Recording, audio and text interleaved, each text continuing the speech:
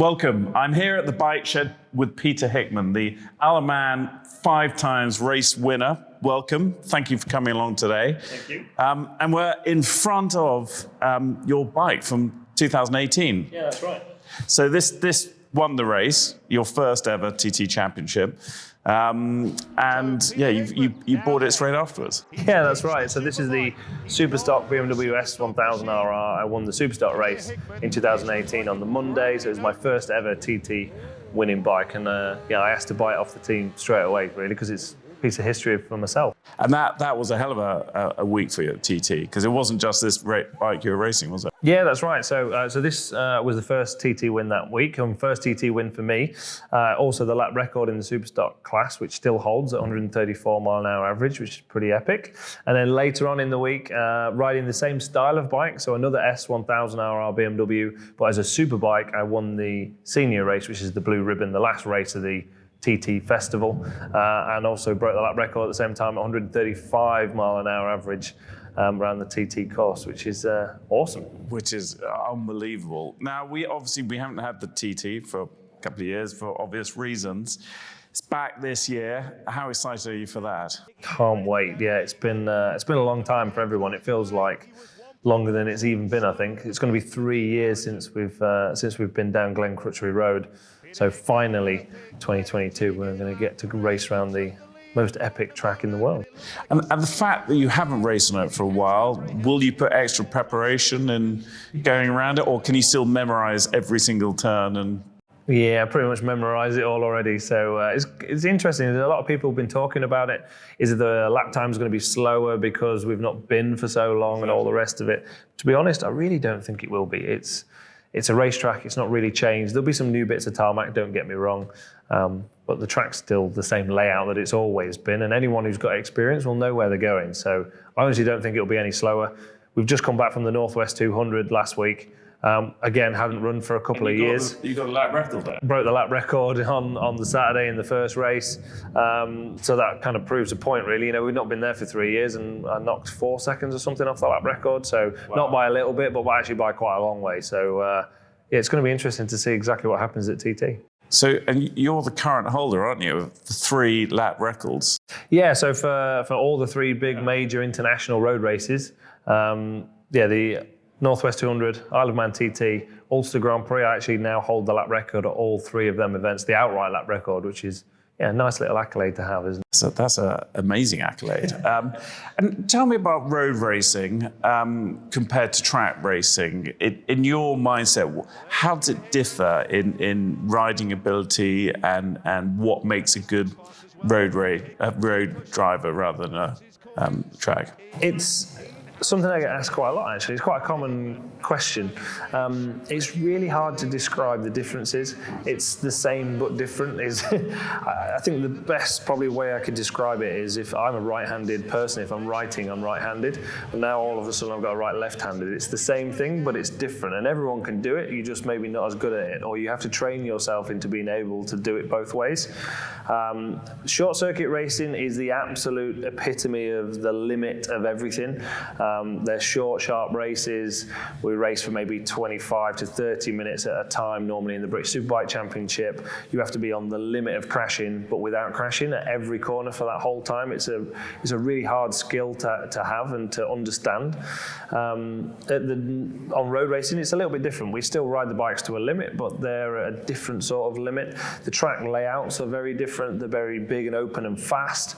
So the way that you approach them corners is different to how you would approach a short circuit corner. So I guess the fastest way of saying that is you tend to brake a little bit earlier in a road race and run through the corner a little bit faster because you've got a big long straight after it. So you might lose half a second going in by not braking as late, but then you'll gain 2 or 3 seconds on the exit. In short circuit, if you braked half a second early, you'd have 4 people come up the inside of it. Yeah, so it's about the long distance. I mean, it's a sort of it's a massive course, isn't it? You're going around that. Yeah, I mean, the Isle of Man nearly 38 miles round for 1 lap, and we do 6 laps. So it's also an endurance type of race.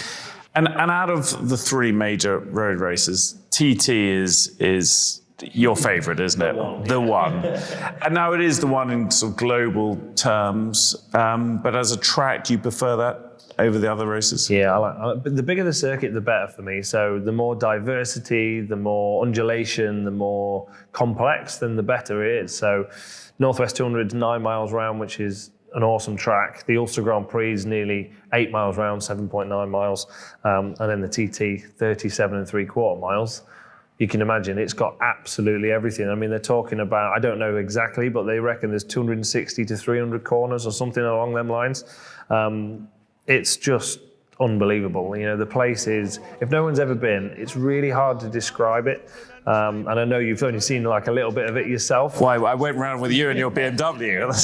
But even that was like foggy. It was a bit wet. It just wasn't a great lap. But if you've not been before, and I'd say to anybody, you need to go and experience it. Even non-bike fans enjoy themselves. It's something so different. It's not describable. It's impossible to understand what it feels like to stand next to a road that's been quiet for probably an hour while it gets closed and ready for the bikes to come through. And then when that first bike comes through, unbelievable, just unbelievable. Yeah, and it's what I love about the event so much. It feels like an event being run 30 years ago in that sense, isn't it? It just feels that people are rocking up on their bikes and going racing. I know it's not like that, but it is a unique event on every way. And the fact that people are all over this, 30-mile course, aren't they? And different places. In a hedge, with the program waving you as the bike goes past at 200 mile an hour. It's raw, I guess, is the best way of describing it. And you have got two ends of the scale. You've got your lad and dad turning up in the van with the bike, going racing against people like myself. I'm in a more fortunate position to have a big team behind me with some corporate backing and all the rest of it. We've got a nice big Arctic with an awning and staff and all the rest of it. We've got that one end, and you've got the other end of the dad and lad race. And I think that's really cool that that's still together and still able, that dad and lad, if they're on a good bike, they can still win. It's not impossible to win at the Isle of Man TT, no matter where you've kind of come from with what background. And I think you're right. That sums it up. That's why it's so unique. And as the improvement in technology the whole time, do you think those lap times are likely to come down at the TT as well? They'll forever come down. I think it's been an age. I mean, the TT's been going on for 100 odd years now, and every year I think somebody says, as we have another bike start, somebody says, that's it. Nobody can go any faster. It's impossible to go faster, and somehow, pretty much every year, we end up going quicker again. And any tiny bits of technology improving at the moment, would you point to where is the main development happening on these bikes? Bit of everything, really. Tyre development's been huge over the last few years in particular, I think. The bikes have obviously got smaller, actually. They're not getting bigger and faster. They're getting smaller and faster. So they're smaller, they're lighter, and they're producing more horsepower. So like a super stock bike now, even from 2018 to now, there are another kind of 10 horsepower more in that short space of time, which is huge. It's like 5%. On a lighter bike. So it's lighter and got more horsepower. So there's lots of different bits that are accumulating into a big difference. I'm always conscious, so at the TT, you're riding around at these unbelievable speeds. So what's your peak speed you'll get around the TT that you've done? Around the 200 mile an hour mark, probably just over it. So are you conscious of the same dad and son sitting on that wall when you're driving past? Do you see much when you're going? Do you know what? You see more than what you'd ever imagine. Do you? Yeah, I see people when they've been stood in one place and then the next lap they've moved 200 metres down the road, or they had a jacket on one lap and they've took it off the next. You pick up on some really random things. I don't know why that is. I think you get so used to the speed that the speed doesn't become a problem. Your brain catches up with what's going on, so then you start to take in all these other elements that maybe you're not consciously looking for, but you'd notice them. Yeah.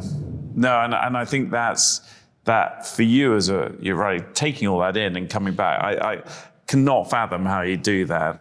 It's quite something. And any new teams entering the TT this year? Yeah, lots of new teams. All the main kind of riders are all still there as well. I think the entry list is probably one of the strongest it's ever been.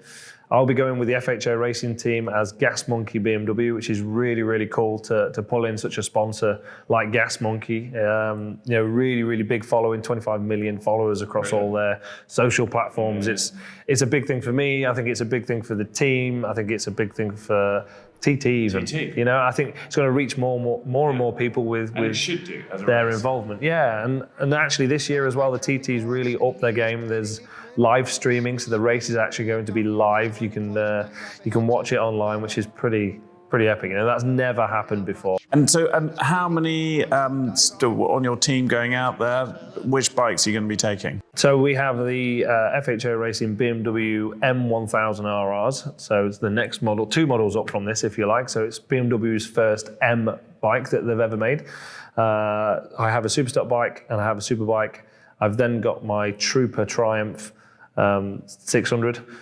Which is a super sport bike, which is going to be awesome as well. So having Iron Maiden connection with the Trooper bike is always really cool. It's one of the most photographed bikes at TT, which is really nice. I'm glad that's still going. Yeah. So I've got the 2 super sport races on that, and then I've actually got a lightweight bike as well, which will be an interesting one. It's not.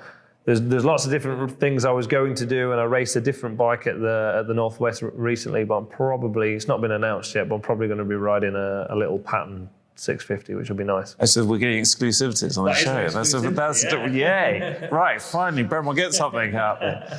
No, but it's been lovely working with you over the years, and I think the TT for us is it's all about time, isn't it? Yeah, everything is about time, but it's about watches that are being worn.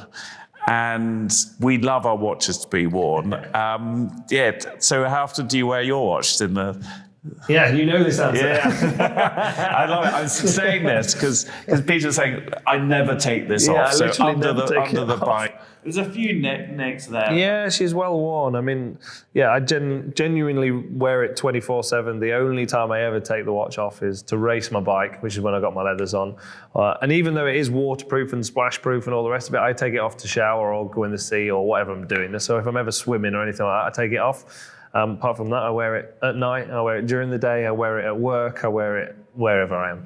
Yeah, and that's the hardening of our cases. We did that originally because the whole idea, if you're getting on a bike or getting on a plane or doing anything, if you knock a normal luxury watch, it's suddenly a big chunk out the side. So we did this special hardening treatment because we want them to be used. Well, it's been a pleasure having you on your wrist. But you're going to be going on to the bike show, are you?